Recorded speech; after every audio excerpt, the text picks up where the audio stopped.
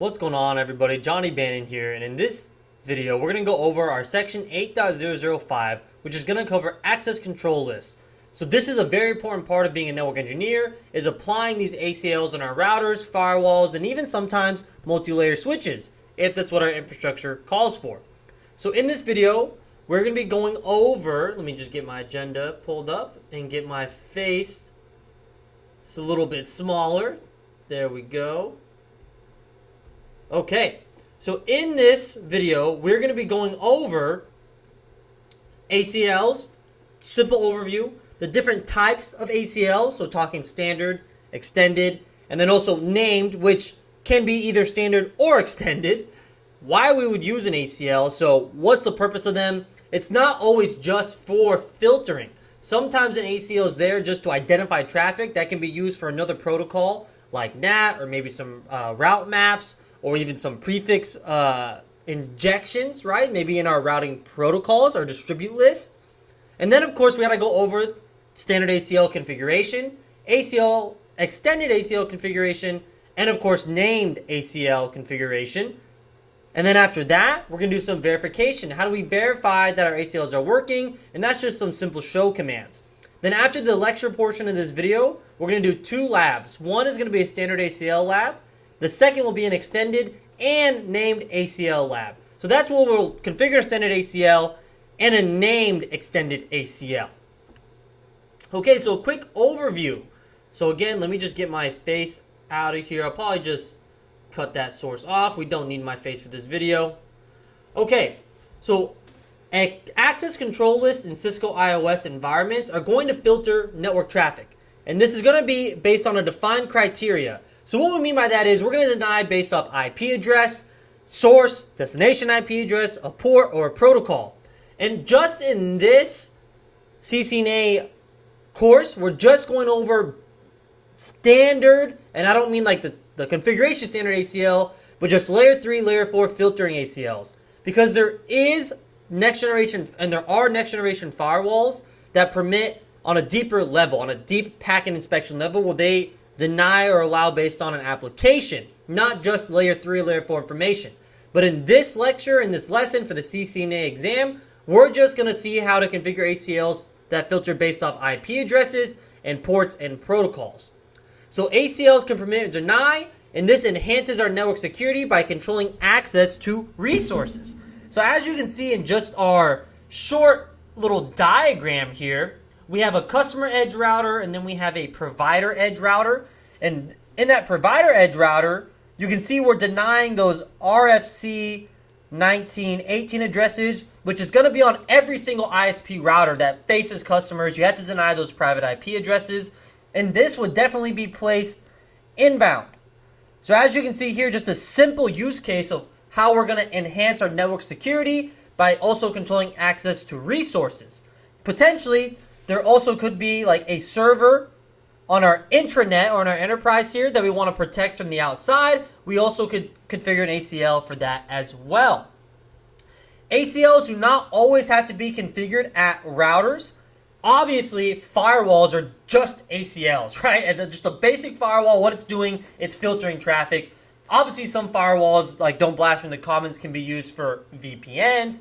They can be used for actual routing. It could be a next hop routing device, but just bare bones, a firewall is built off ACLs.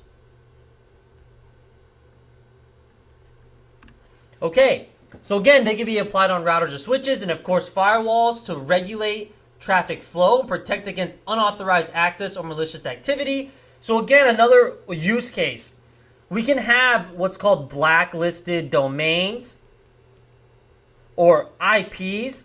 So there could be well-known public IP spaces like coming from Russia or China or Iran that we already know belong to malicious activity that we can already just deny on all of our ACLs just as a standard, especially if we have a internet-facing router, like maybe like a BGP router in our big enterprise, if we're working on a huge campus and maybe we're like a transit autonomous system.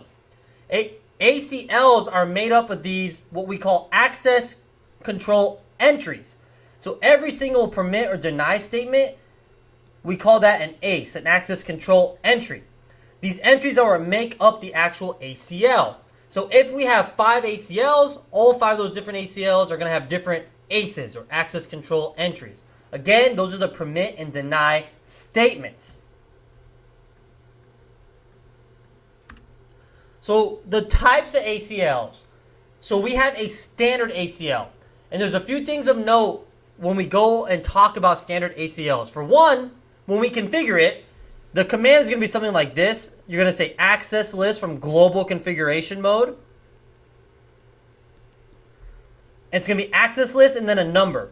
The standard range of ACLs numbers is going to be 1 through 99, and then 1,399 to 1,999. So if you want to build a standard ACL and you do this, that's not going to work. That's going to be in the extended range number. So we do have a set of numbers that are specifically used for standard ACLs in the Cisco iOS. Another thing of note with standard ACLs, they can only filter based on the source IP address. So what does that mean, and how does that affect the way we apply standard ACLs? So let's go over this.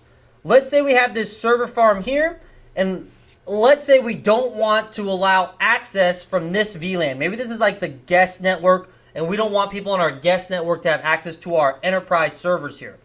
So we want to deny this whole subnet from reaching this subnet. So when we build a packet, in the life of a packet, and we want to, from this subnet, talk to this LAN over here in this subnet, when we build that packet in our layer 3 header, which is the IP header, which is what we're going to need to send traffic, it's going to look something like this. In that IP layer 3 header, we're going to have a destination address and the source address.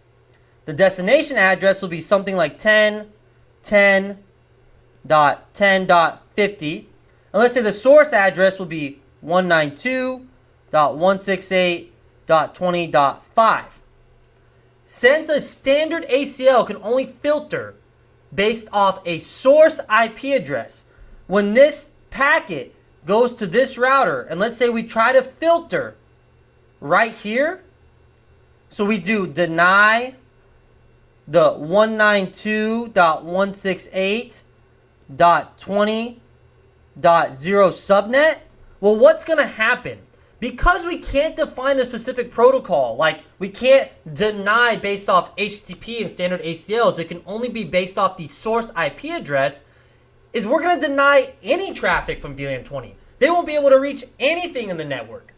Even if we apply an ACL here, we say deny 192.168.20.0, and actually we can even make it specific. We can make it a host address .5/32 outbound.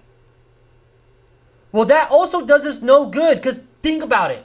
Now, if this is its only way out, that computer, that user that's there, you're denying him or her from everything.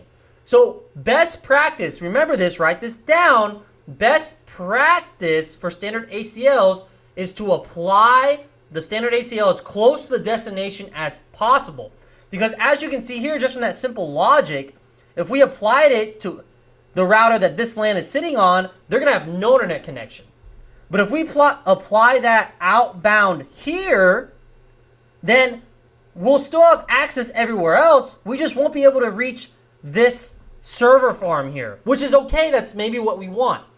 So with the standard ACL, we want to apply it as close to the destination as possible. Okay, and we just saw with that simple logic why we would want to do that. Now, extended ACLs, they're going to be a little different, a little bit more complicated, and give us a lot more control and granular use. So extended ACLs give network administrators more granular control over what they can permit and deny. With extended ACLs, we do have a number range here, something you may have to memorize. And they can actually allow based off protocol or port numbers. So we can permit or deny based off like TCP/UDP and then an actual protocol like port 80, which is HTTPS, or port 23, which is Telnet. So now with the extended ACLs, now with our ability and our granularity, we can apply as close to the source as possible. So now let's say we don't want VLAN 20 to access this server farm via HTTP or HTTPS, so we just don't want them to make web connections. We can do that with an extended ACL. We can just deny based off web connections. So we can do something like this. Deny TCP from this subnet, and this is pseudocode, this isn't the exact, to this subnet via this port. And then we can do another ACE here, access control entry, for 443. And now you see how it can be way more granular. And we can do that based off TCP or UDP or just off IP, right? One more thing about this ACL logic, guys, that we want to talk about is that when we make our access control list and we have all of our access control entries, we go in sequential order in how we filter. And what we mean by that is that if I have 3 entries here, and this is just going to be pseudocode, it's going to be quick, and this one is deny 192.168.20.0/24, and then all of a sudden we're like, oh wait, actually we want to allow one computer through in that subnet. We want .10 to come through. And then we can just permit the rest. Permit any. Well, let's talk about this. Will this user, and let's say we're applying this inbound here, so for any of our traffic coming inbound to this router, which it has to if it wants to leave its LAN, will this computer get any access? No, because it goes in a sequential order in how it filters. So since this deny statement is before that permit statement, which allows a single host, it's never going to reach this access control entry. It's just going to see that this .10 user is coming inbound here. It's going to say, well, no. My first entry says to deny you. So I'm not even going to look at this next entry. I'm just going to deny you. Okay? And that is the logic. Another thing about access control lists is they all have what's called, I'm going to clear this up here, an implicit deny at the end. So if we just put in here permit, let's see, if we do permit 10.10.50, and that's it, well, guess what? This unknown entry that you didn't configure yourself is deny any. So we have an implicit deny. So sometimes when you create these ACLs, you want to deny what you want to deny and then have a permit any at the end. Does that make sense? And this is kind of getting into whitelisting versus blacklisting, where whitelisting is you only allow exactly what you want, deny the rest. And then blacklisting is allow anything you want and then specifically deny. So we're not going to get into that kind of logic here in the CCNA. We just need to understand configuration.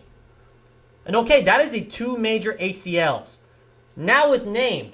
Named can be either standard or extended. With a named ACL, one of the benefits is that you can have a little bit more easier of administrative, not control, well yeah, control because it can edit better, but you can be more clear in what you're trying to deny. So the great thing about a named ACL is you can say IP access list and then you can name it deny HTTP.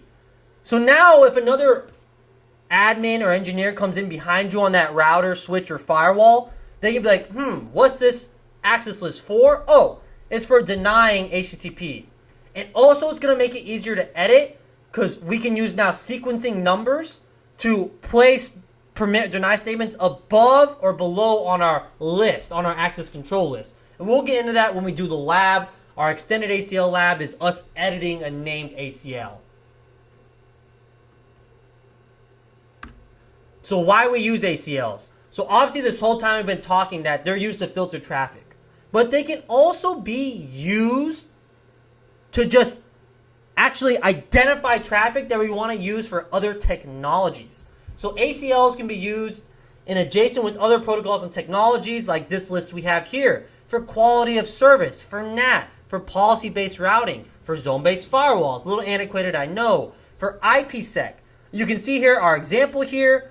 We're defining what IP addresses we want to be translated in NAT. So it can be for a lot other uses than just denying and permitting. It can be for identifying traffic that we need to be used in another technology. So filtering logic. So again, there's an implicit deny at the end of every ACL, and the ACL in Cisco iOS will filter based on sequential order. So now let's get into the configuration. So again, standard ACLs, here's the configuration right here. So it'll be access list number, deny, and then an IP address, and you're gonna do the wildcard mask, okay? And then we can also log here. And during this lecture, we're gonna go through this quick because we're gonna do a whole lab on this. And then we can also just do permit any.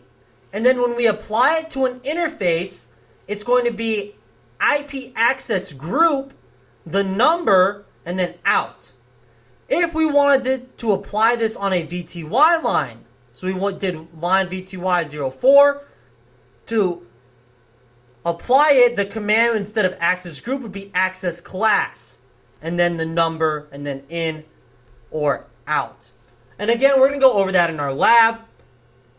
And then for extended ACLs, the syntax is obviously a lot more because we can filter a lot more stuff. So with an extended ACL, we can do permit deny TCP, UDP, or just IP. And the way we filter with extended is going to be from this to that. So deny TCP from this subnet to that subnet. And again, we'll dive deeper into this on our lab. And then we can also put the actual protocol or port number. So we can say deny TCP traffic from this subnet to this subnet if they're doing www, which is port 80 here, HTTP request. So again, we have that granularity. Okay, then verification. To verify the ACO is created and the ACEs are in correct order, we have some show commands. We can do show access list, and that'll show us the access list. So it'll also show us the matches we have. And then we can also just do show run pipe section access list, and this will show us all the access lists in the running config. This won't show any matches. This just shows us the actual configuration that we did for the ACL. Okay, I want to thank everyone for viewing, and stay tuned for our labs where we configure standard, extended, and named ACLs. And we want to talk to you about an offer as well. If you're in the military, we're an Army Ignited vendor. So we do credentialing assistance, where you get $4,000 a year to come to our courses or to any vendor on the Army Ignited program to get certified. And we also do in-person training for units, where you can apply and get a GPC purchase for in-person courses.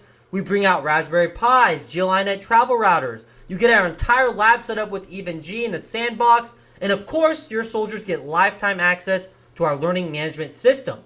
So if you're interested in that, look in the description below and reach out to me or my team. I want to thank you for viewing, and don't forget to like and subscribe. Thank you.